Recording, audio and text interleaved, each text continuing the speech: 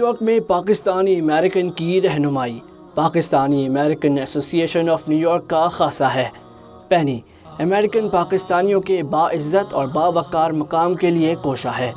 Corona کے باعث مشکل وقت میں پاکستانی کمیونٹی کے ہم قدم۔ پاکستانی امریکن ایسوسی ایشن آف نیو یارک۔ السلام علیکم۔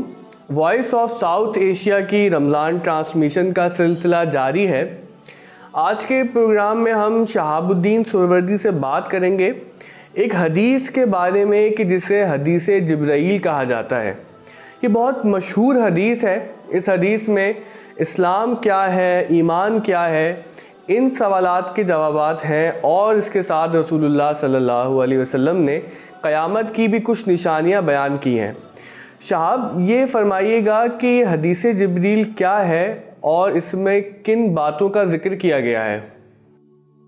جی نظم صاحب، یہ حدیث جبرائیل ایک طویل حدیث ہے جو صحیح مسلم میں کتاب الایمان چیپٹر کی پہلی حدیث ہے۔ آج ہم اس کا مختصر مطالعہ کریں گے، اور اس کے اندر آپ کو بہت ساری ایسے سوالوں کے جواب ملیں گے جو بہت بنیادی سوال ہیں۔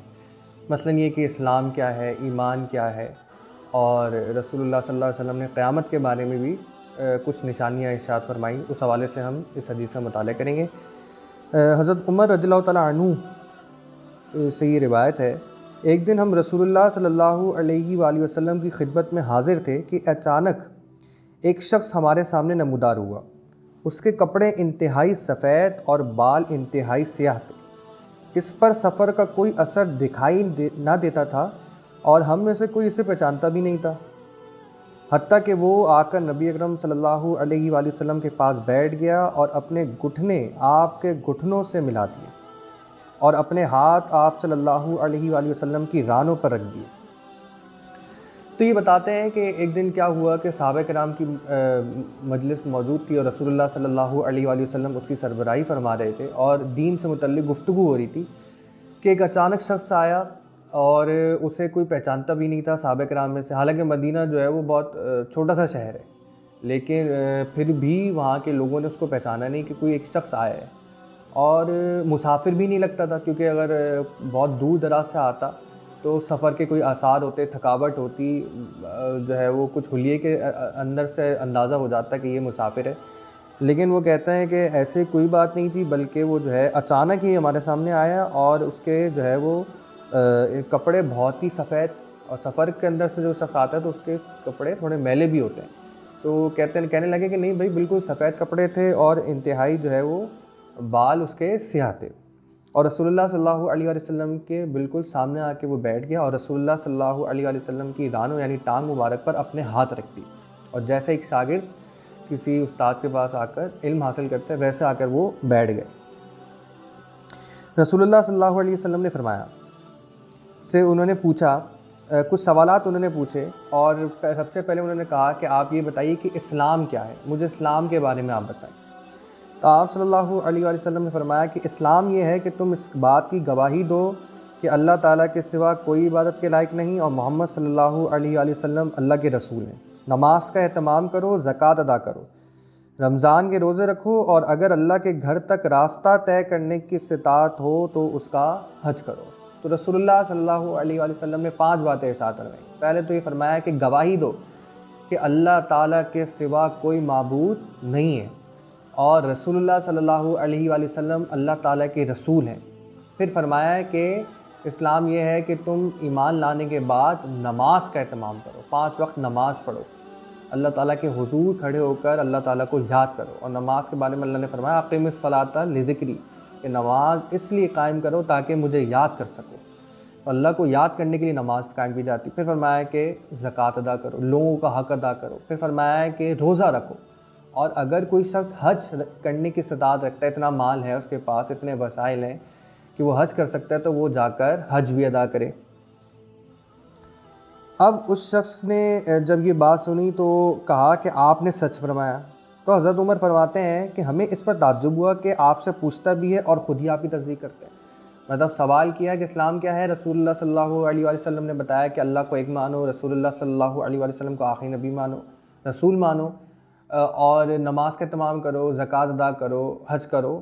اور پھر جب یہ جواب سننے کے بعد وہ شخص کہتا ہے کہ قد صدقتا، کہ آپ نے سچ کہا، تو ایک عجیب سا تعجب پیش ہوا حضرت عمر کو کہ بھئی سوال بھی خود کر رہا ہے، جواب بھی خود دے رہا ہے۔ اس کے بعد اس شخص نے پوچھا کہ آپ مجھے ایمان کے بارے میں بتائیے کہ یہ ایمان کیا ہے۔ آپ صلی اللہ علیہ وسلم نے فرمایا کہ ایمان یہ ہے کہ تم اللہ تعالیٰ اور اس کے فرشتوں اور اس کی کتابوں، اس کے رسولوں اور آخری دن یعنی قیامت پر ایمان رکھو اور اچھی بری تقدیر پر بھی ایمان لاؤ۔ اب اس کے اندر اگر ہم دیکھیں تو یہ قرآن کی آیت بھی ہے، آمنت باللہ و کتبہ و رسلہ، کہ میں ایمان لاتا ہوں اللہ تعالیٰ پر، اس کی کتابوں پر، اس کے رسولوں پر، آخرت پر اور اچھی بری تقدیر پر اور فرشتوں پر۔ تو یہی بات رسول اللہ صلی اللہ علیہ وسلم فرمائے کہ ایمان یہ ہے کہ تم اللہ تعالیٰ پر ایمان لے کر آؤ۔ سب سے پہلے تو ایمان اللہ تعالیٰ پر لے کر آؤ کہ اللہ تعالیٰ ایک ہے، نہ اس کو کسی نے پیدا کیا ہے نہ اس کو کسی نے پیدا کیا ہے، لم یلد ولم یولد، سورہ اخلاص۔ پھر فرمایا اس کے فرشتوں پر۔ اب فرشتوں کا ذکر اس لیے کیا ہے کہ جو اللہ تعالیٰ کی کتاب ہے قرآن، وہ حضرت جبرائیل علیہ السلام رسول اللہ صلی اللہ علیہ وسلم کے پاس لے کر آئے، تو فرشتوں پر بھی ایمان لانا فرض ہے، لازم ہے، ورنہ کوئی شخص اپنا کو مسلمان نہیں کہہ سکتا۔ پھر اس کی کتاب قرآن مجید ہو یا پھر جو ہے وہ تورات ہے، انجیل ہے، جو بھی اللہ تعالیٰ نے نازل کیا ہم اس پہ ایمان لے کر آتے ہیں، لیکن پچھلی کتابوں میں اللہ تعالیٰ نے قرآن کریم میں ہی فرمایا کہ انہوں نے جو ہے وہ ترمیم کر دی، امینڈمنٹس کر دی، چینجنگ لے آئے۔ اس طرح سے اب قرآن کریم پر ہی ہمیں ایمان لانا ہے اور ہم نے قرآن کو ہی فالو کرنا ہے، اور قرآن کے بارے میں اللہ نے کہا کہ ہم نے اس قرآن کی حفاظت کی ذمہ داری خود لی ہے۔ پھر اس کے بعد فرمایا کہ اس کے رسولوں پر ایمان لے، جتنے رسول ہیں آدم علیہ السلام سے لے کے رسول اللہ صلی اللہ علیہ وسلم تک جتنے رسول ہیں ہم سب پر ایمان لاتے ہیں، اور ہم رسول اللہ صلی اللہ علیہ وسلم کی شریعت کو فالو کرتے ہیں، کیونکہ رسول اللہ صلی اللہ علیہ وسلم اللہ تعالیٰ کے آخری نبی اور رسول ہیں۔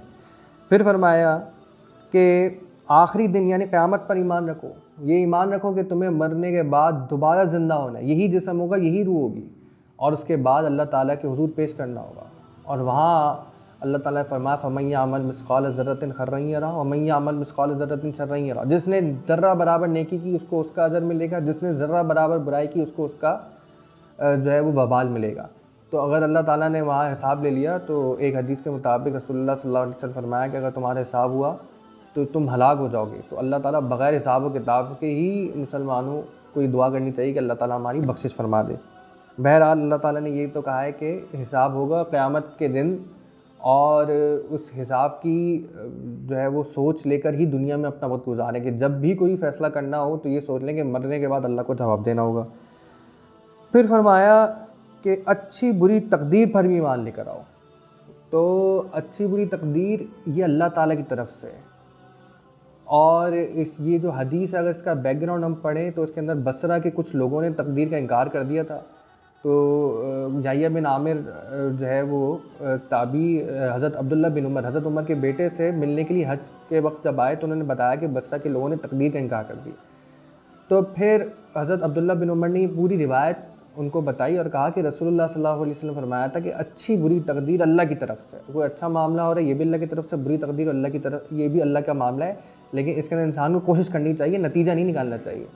انسان کو کوشش کرنی چاہیے کہ انسان کے ساتھ اچھے معاملات ہو، لیکن خدا نخواستہ کسی ایکسیڈنٹ ہو جائے، کسی کے ساتھ کوئی آزمائش آ جائے تو اللہ پہ بھروسہ کر کے اس کو صبر کرنا ہے اور اللہ تعالیٰ سے ہی مدد مانگنی ہے۔ یہ جب جواب مکمل ہوا تو پھر اس شخص نے کہا کہ آپ نے درست فرمایا۔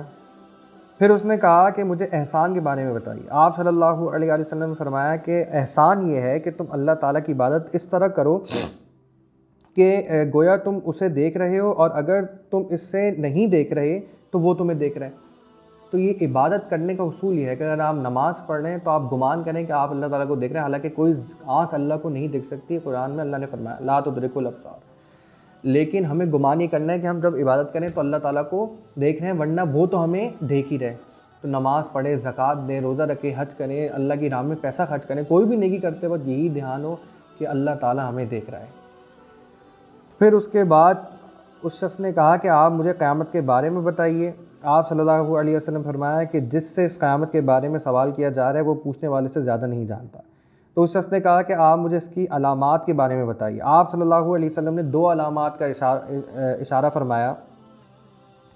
پہلی علامات میں سے یہ علامت تھی کہ لونڈی اپنی مالکہ کو جنم دے، اور یہ جو غلام عورت جو عرب کے زمانے میں موجود تھی اور بعد ازاں رہی، اور اسلام کی وجہ سے غلامی کا دور ختم ہوا، اللہ کا شکر ہے، تو غلام عورت اپنے بچے کو آزاد جانے کی، مطلب یہ غلامی کا جو دور ہے یہ ختم ہو جائے گا۔ اور دوسری جو رسول اللہ صلی اللہ علیہ وسلم نے نشانی فرمائی کہ تم دیکھو گے کہ ننگے پاؤں ننگے بدن محتاج بکریاں چرانے والوں کو کہ وہ اونچی اونچی عمارتوں میں ایک دوسرے کے ساتھ مقابلہ کریں گے۔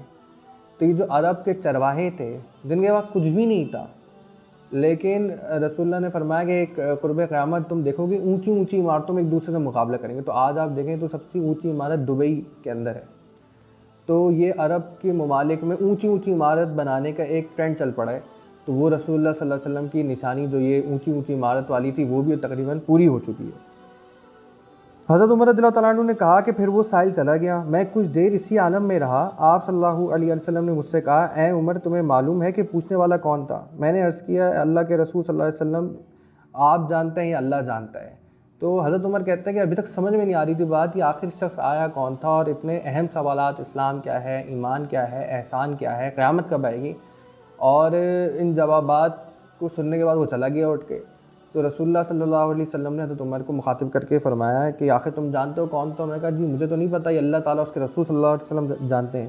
آپ صلی اللہ علیہ وسلم فرمایا کہ وہ جبرائیل تھے، تمہارے پاس آئے تھے، تمہیں تمہارا دین سکھا رہے ہیں۔ تو جبرائیل علیہ السلام انسانی شکل میں رسول اللہ صلی اللہ علیہ وسلم کے پاس تشریف لائے تھے اور ان سے کچھ سوالات کیے تاکہ مسلمانوں تک اللہ تعالیٰ کی طرف سے یہ پیغام پہنچ سکے کہ اسلام کیا ہے، اور یہ ہر چیز پتہ ہو۔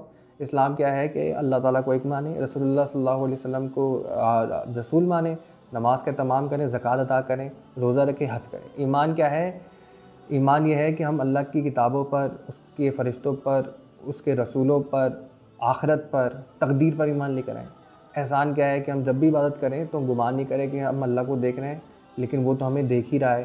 اور قیامت کب آئے گی؟ قیامت اس وقت آئے گی جب غلامی کا ادارہ ختم ہو جائے گا، اور عرب کے جو ایسے لوگ جو چرواہے تھے، بکریاں چراتے تھے، وہ اونچی اونچی عمارتوں میں ایک دوسرے سے مقابلہ کریں گے۔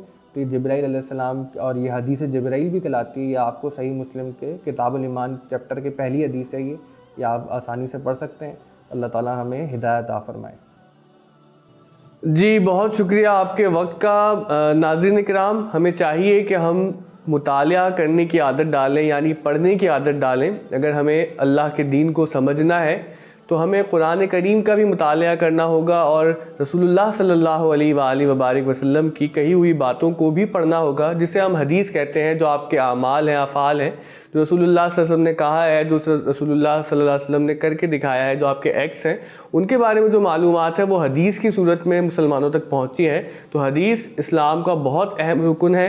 کوشش کریں کہ خود بھی آپ احادیث کا مطالعہ کیا کریں، تاکہ ہم رسول اللہ صلی اللہ علیہ وآلہ وبارک وسلم کی سیرت پر عمل پیرا ہو سکیں، آپ کے مطابق زندگی گزار سکیں، آپ کے بتائے ہوئے رستے پر چل سکیں۔ بہت شکریہ۔ انشاءاللہ وائس آف ساؤتھ ایشیا پہ رمضان ٹرانسمیشن کا سلسلہ جاری رہے گا۔